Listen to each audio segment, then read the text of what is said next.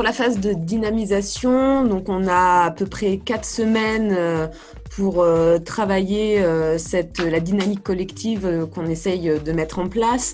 C'est une phase qui nous semble être primordiale parce qu'elle permet à chaque individu de faire groupe, de trouver aussi son propre rythme. Ça permet également de donner une direction commune et à chacun de pouvoir comprendre vers quoi il a envie d'aller et comment on peut les amener vers.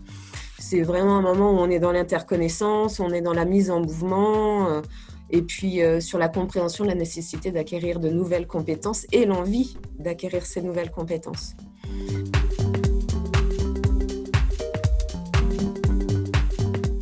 On redécouvre le fait d'apprendre. Après, on est OK pour apprendre. Et là, ça veut aussi dire que ça nécessite pour la personne de comprendre qu'on ne s'assoit pas sur des acquis, mais que ces acquis, il faut les maintenir et les faire progresser.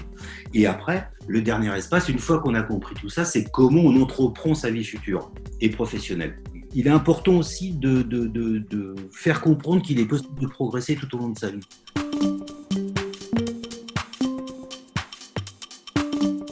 On va leur faire une présentation, mais finalement, il sait qu'il va s'embarquer dans une aventure, mais tout est un petit peu conceptuel finalement pour eux. Et c'est vraiment sur la phase de dynamisation au démarrage, sur la prépa Avenir Jeune, qu'ils commencent à prendre conscience des enjeux de la formation, des contenus de formation et finalement du sens que va prendre l'outil support réparation de smartphones et tablettes dans son parcours de formation.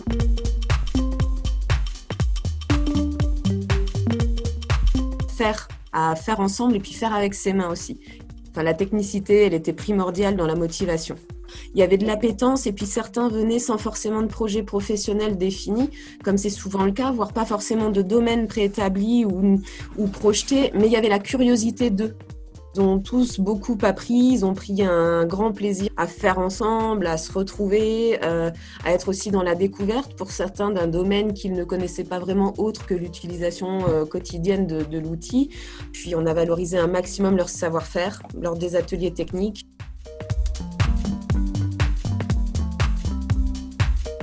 La question de transférabilité de compétences, ça c'est un autre domaine où là, pour les jeunes, de manière générale, c'est assez difficile, et on peut le comprendre, d'imaginer qu'on peut apprendre une technique, mais que les compétences apprises puissent être utilisées dans d'autres champs et d'autres domaines. La question de la minutie, de la patience, de l'organisation, de la rigueur du travail a pu les emmener vers d'autres champs où ces compétences développées pouvaient être transférées. Et ça a été aussi quelque chose qui a résonné pour beaucoup d'entre eux.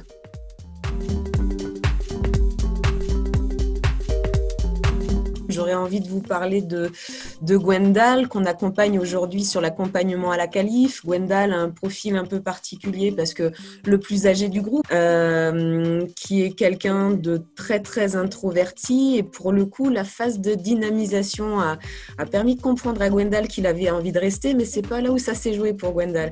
Gwendal, la semaine de retour en formation, directement les deux pieds et surtout les deux mains en atelier technique, ça a été une révélation incroyable, tant en termes de posture que surtout en termes de posture, parce qu'on a découvert un jeune homme introverti d'un côté qui s'est transformé en très bon pédagogue, en accompagnant pour les formateurs.